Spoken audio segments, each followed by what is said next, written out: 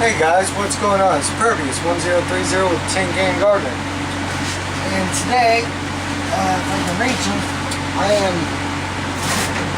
going to be transplanting some of these ugly ripes into a different container.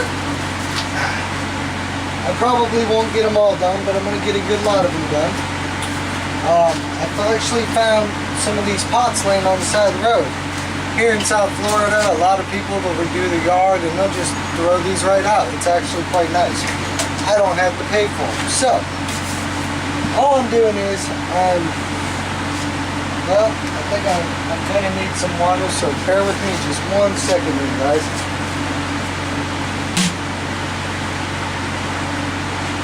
Alrighty. Gotta keep them watered. Okay, so all I'm doing is I'm taking my little cup of water and I'm taking the plant out of the soil, putting it in a little cup of water and just kind of washing the roots off. That's pretty simple stuff right there. And the reason why I'm doing this is because I'm changing mediums. So I'm using some hydroponic hydrotant, hold on here, which is these little red clay pebble things that you might see them on some channels who run hydroponics. So all I'm doing is just grabbing some of these guys and putting them in the pot. Now they have no nutritional value whatsoever, but they hold the plants up and it's reusable. It's not as messy as soil. If it spills, you can actually pick it up with your hands. It takes a little while, but it is possible. And whenever you're done using it, you can put it in some bleach, put it in the oven at 100 degrees, sterilize it, and voila, use it all over again. So there I go. I got my little plant, my ugly ripe in there. And now I'm just going to set it in a vessel over here somewhere. I'm going to figure all this out. I'm just trying to get them filled for now. This is going to be the one part of my video where I'm just trying to get these transplanted, as many as I can. Sometimes this can be a kind of a pain because they need to be transplanted. You cannot leave your plant set in the flat for too long where you start your seeds, because if you do, they start getting lengthy and spindly and things like that. So, put this on my lap so I can talk to you guys. It is best to not do that. You want to get them transplanted out as soon as the true leaves are on, and these guys got the first set of true leaves on, so I want to get them out of there. And as I said before, these pebbles have no nutritional value. They will produce no nutritional value for these plants. So what I have to do is, instead of running down to the store and spending $8, $10, I'm running a little experiment. I'm going to just give them distilled water for a little bit, make sure that the roots are wet and that sort of thing. However, I am going to make a grow part nutrient for these, and we'll get to that in a moment as soon as I get the rest of these planted. And this is like the last pot, so unfortunately I have to get more pots,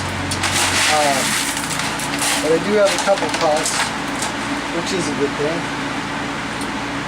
Which one of you are bigger than the rest? That would be you. And with tomato plants, they will fight each other for space. So that's why people usually kill off the weakest ones, but I'm not like that. I try to get the most bang for my buck, because if I wanted to, I could sell these for $1 a piece, which I might do. I haven't decided. I might give them a roll for those. But if I do sell them, that'll pay for more pots if I choose to get more pots, or if I choose to buy some soil or whatever. I dabble in a little bit of everything. Okay, that's my last plant, and I do believe, well, I got a few of these I could probably get away with using. You know what? I'll deal with that later. Right now, I want to get this nutrient mixed. So, what do I have for my nutrient? Some seaweed right there. The bucket I'm sitting on, which is 5 gallons of this, it was chlorinated water that was left out. And the reason it's important to do that is make sure all the chlorine is out of it. And some molasses. Molasses is really good for plants because it feeds the good bacteria. Now, what I'm going to do is I'm going to take 1 tablespoon, and this is 5 gallons of water, so I'm going to do probably, you could do about 10 of these. I think it's a teaspoon, but I'm going to do about 5. So 1, 2, 3. We'll do it at 4. I don't want to use all my molasses here. And this stuff is sticky, so you know, guys, it can be messy. So just bear with me here. I'll clean off my spoon. Alright. So take that in the house and wash it. And I gotta grab the stirring stick, which this will do fine. So I gotta mix all this stuff up to make sure it's the right color and consistency. Oh yeah, good stuff. And while that's mixing, what I'm gonna do is I'm gonna take a strip of this seaweed, maybe 2, and I'm gonna just tear it up. That's the best way that I can explain this to you. So I'm gonna just rip up this seaweed, tear it up as much as possible. I want it in as small pieces as I can possibly get it. The more surface area, the better. So, I mean, I should have put it in a blender, but I didn't feel like messing with all that mess. But what I'm going to do is I'm going to break this down as much as possible. And I'm going to put it in this water. And what's going to happen is the nutrients from the seaweed are going to break down in the water. Now, I'm going to leave this in here for a day or 2. So I got some good decomposition, so the minerals can actually get put in there. I'm going to take this, I'm going to mix all this up. You got to make sure that it's good mixed.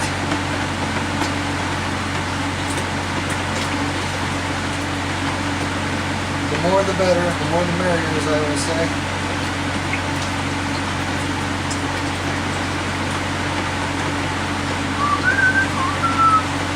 Yeah, it's a pretty good day today. It's Friday. Halloween, guys. Happy Halloween. I'm not real big on the walking thing. The family and I voted to stay home and watch scary movies and not answer the door. Not that I don't like trick-or-treaters or getting up off of my couch every 3 seconds to answer the door and hopefully not having somebody toilet paper in my house. But because we're going to do something a little bit different this year is all that is.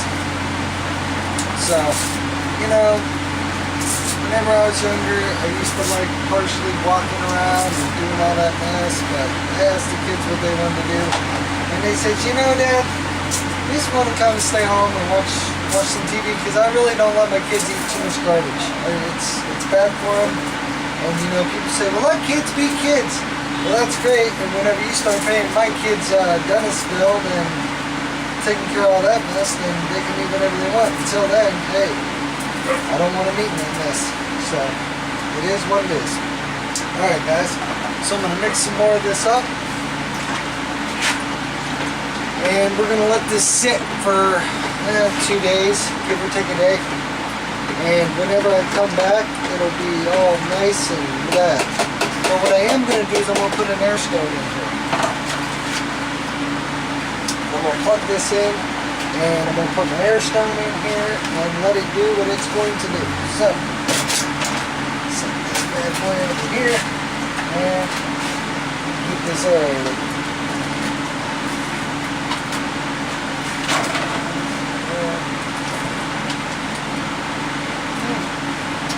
Unless my...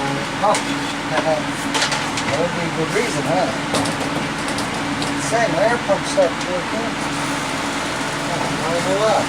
Okay.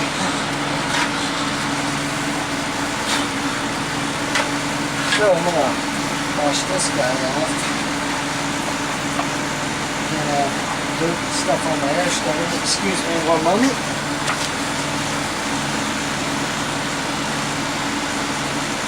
Alright. Now, this is going to be a high nitrogen supplement. I can mix in pretty much whatever I need to mix in.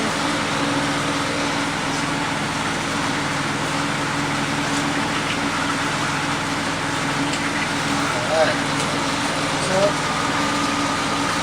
this is how this thing's going to ride for a while. Right like that.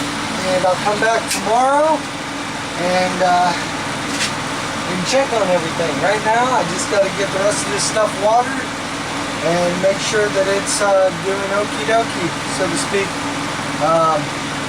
And I'll probably be making more of this as I need to. I ain't going to make a big batch right now. And then later on I'll show you guys how to make a bloom. And we will go over a seed starting mix from organic materials. It's kind of interesting. You'll probably like that one. So, it is Friday, it is Halloween. Happy Halloween, everybody, and I got a bunch of stuff to do today. So, until next time, this is Pervious1030, and remember, if you teach somebody how to garden, you'll feed them and their family for the rest of their lives. Have a good day.